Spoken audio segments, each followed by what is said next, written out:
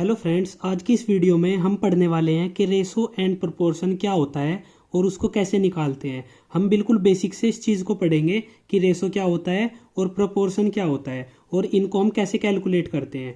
तो देखिए, सबसे पहले हमारे पास जो टर्म है रेशो, उसका मतलब क्या होता है। जैसे मैंने लिख दिया A/B 2/3 है, ठीक है। तो रेशो का मतलब क्या होता है, मतलब अगर कोई भी चीज़ है, सपोज करिए ये एक बॉक्स है 5 kg का, ठीक है, और इसका जो रेशो है ए और बी का, इसमें जो रेशो है ए और बी का वो सपोज करिए 2:3 है। तो इसका मतलब क्या हुआ कि इसमें से 2 पार्ट तो हो गया ए का और 3 पार्ट हो गया बी का, मतलब 2 kg तो हो जाएगा इसमें से ए जो है वो 2 kg हो जाएगा और जो बी है वो हमारा 3 kg हो जाएगा। मतलब 2 पार्ट ए का हो गया और 3 पार्ट बी का हो गया। तो ये इसका बेसिक है कि हम रेशो किस चीज़ को बोलते हैं। अब देखिए प्रोपोर्शन, प्रोपोर्शन क्या होता है। प्रोपोर्शन हम बोलते हैं जब हम दो रेशो की टक्कर करवा देते हैं आपस में। देखिए जैसे A/B है, ठीक है, इनका रेशो अगर हम B/C के साथ इनका हम मतलब एक तरीके से इनके बीच में कोई भी वैल्यू निकाल दें या फिर हम इनमें चेक कर ले कि ये दोनों इक्वल है या नहीं है, मतलब इनकी टक्कर करवा दें आपस में, तो उसे हम बोलते हैं प्रोपोर्शन। तो अब देखिए इससे रिलेटेड क्वेश्चन कैसे आते हैं। सबसे पहले एक कॉमन मिस्टेक जो बच्चे करते हैं वो मैं आपको बता दूं। सपोज करिए हमारे पास क्वेश्चन है कि A = 5 लीटर है, ठीक है, और जो B है वो हमारा 2 kg के इक्वल है। तो हमसे पूछा है कि A/B बता दीजिए कितना होगा। तो क्या आप निकाल सकते हैं A/B कितना होगा। तो इसका आंसर होगा कि हम यहाँ पर कैलकुलेट ही नहीं कर सकते इन दोनों के बीच में रेशो।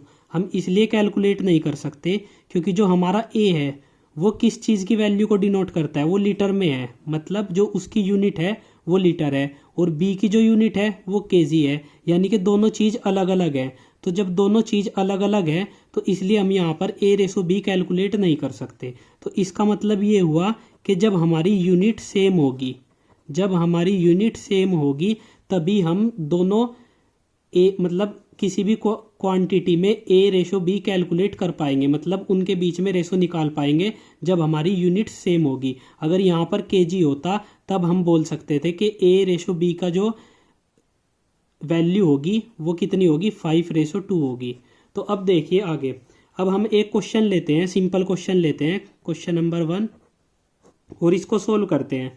सपोज करिए हमें दिया है कि 3/x, ठीक है, वो प्रोपोर्शन होगा 6/5 के साथ, और हमें बोला है कि यहाँ पर x की वैल्यू क्या होगी, ठीक है। तो मैंने आपको बताया था अभी कि A/B का मतलब क्या होता है। A/B का मतलब होता है A/B। तो यहाँ पर देखिए ये हमारे पास 3/x है, तो इसका मतलब क्या हुआ, ये है 3/x। और अब देखिए डबल प्रोपोर्शनल, मतलब ये जो प्रोपोर्शनल है इसका मतलब क्या हुआ, इक्वल्स टू। मैंने अभी आपको बताया था कि यानी कि दो रेशो में हमें आपस में टक्कर करानी है, तो इसका मतलब ये है इक्वल्स टू का साइन। अब देखिए 6/5 है, तो 6/5 कर दीजिए। अब हमें ये वैल्यू सोल्व करनी है और हमारा आंसर आ जाएगा सिंपल। तो इसे सोल्व करने के लिए मैंने आपको बताया था एक वीडियो में कि हम इनकी क्रॉस मल्टीप्लाई कर देंगे। अब देखिए क्रॉस मल्टीप्लाई करते हैं तो 3 की मल्टीप्लाई 5 के साथ हो जाएगी, 3 × 5 = और x की मल्टीप्लाई 6 के साथ हो जाएगी, तो 6 × x। अब देखिए इसको सोल्व करते हैं, तो मैं 6x को लेफ्ट हैंड साइड में ले लेता हूँ। 6x = 5 × 15, ये हो जाएगा 15, ठीक है। अब देखिए x = कितना आ जाएगा, 15/6। अब देखिए किसी चीज़ से कट सकता है क्या, तो देखिए ये 3 से कट सकता है, दोनों वैल्यू हमारी डिविजिबल है 3 से। तो 3 दूनी 6 और 3 पंजे 15, यानी कि जो हमारी x की वैल्यू आ जाएगी वो कितनी आ जाएगी, 5/2 आ जाएगी। x की वैल्यू हमारी 5/2 आ जाएगी। अब देखिए एक क्वेश्चन और लेते हैं। सपोज करिए, ये देखिए एक क्वेश्चन और ले लेते हैं इसी टाइप का। सपोज करिए हमें दिया है कि 3/18 प्रोपोर्शनल है 20/x के साथ। अब हमसे पूछा है कि x की वैल्यू निकालिए, तो यहाँ पर हमें x की वैल्यू निकालनी है। तो अब देखिए कैसे निकालते हैं। अभी मैंने आपको बताया था कि 3/18 का मतलब है 3/18 = और इसका मतलब क्या हो जाएगा, 20/x, तो 20/x, और ये हमारा जो है इसकी जगह हम लगा देंगे इक्वल्स टू का साइन।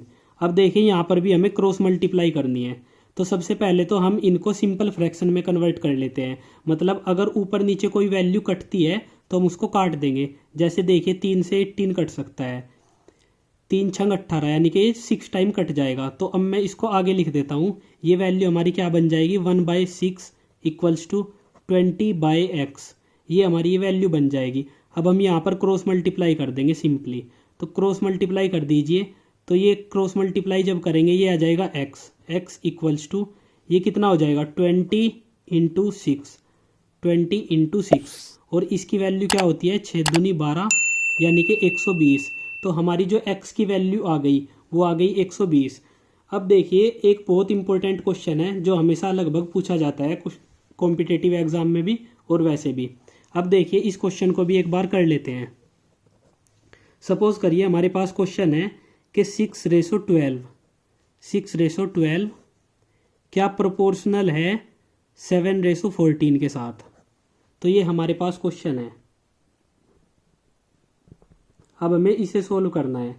तो देखिए अब हम क्या चेक करेंगे, हमारे पास इसके लिए दो मेथड है। पहले वाला मेथड क्या होता है कि हम 12 की मल्टीप्लाई 7 के साथ कर दें और 6 की मल्टीप्लाई 14 के साथ कर दें। अगर ये दोनों मल्टीप्लाई इक्वल आ जाती है, अगर ये दोनों मल्टीप्लाई इक्वल आ जाती है तो इसका मतलब हुआ ये प्रोपोर्शनल है।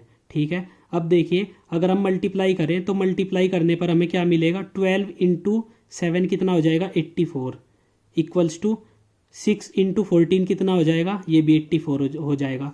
तो ये दोनों वैल्यू हमारी सेम आ गई। तो अगर हमारी दोनों वैल्यू सेम आ गई तो यानी कि ये जो हमारा पूरा क्वेश्चन है 6/12 ये प्रोपोर्शनल है 7/14 के। और अब देखिए दूसरा मेथड, दूसरे मेथड में हम कैसे चेक करेंगे, हमें पता है कि 6 और 12 रेशो में है तो 6/12 कर दीजिए और यहाँ पर प्रोपोर्शनल का साइन है तो यानी कि इक्वल्स टू का साइन लगा दीजिए। जैसे हम अभी क्वेश्चन कर रहे थे वैसे ही हम इसमें करेंगे। अब देखिए ये 7/14 है तो 7/14 ऐसे टिस लिख दीजिए। अब हम इनको काट देंगे तो 6 दूनी 12, 7 दूनी 14। तो ये देखिए हमारे पास जो प्रोपोर्शनल में वैल्यू आई वो क्या आई, 1/2 इक्वल्स टू 1/2। यानी कि लेफ्ट हैंड साइड और राइट हैंड साइड दोनों साइड हमारे पास बराबर वैल्यू आ गई। इसका मतलब क्या हुआ कि जो हमारा 6/12 है और 7/14 है वो एक दूसरे के प्रोपोर्शनल में है। तो अगर आपको ये वीडियो अच्छी लगी तो वीडियो को लाइक कीजिए और हमारे चैनल को सब्सक्राइब कीजिए। थैंक यू फ्रेंड्स, मिलते हैं नेक्स्ट वीडियो में।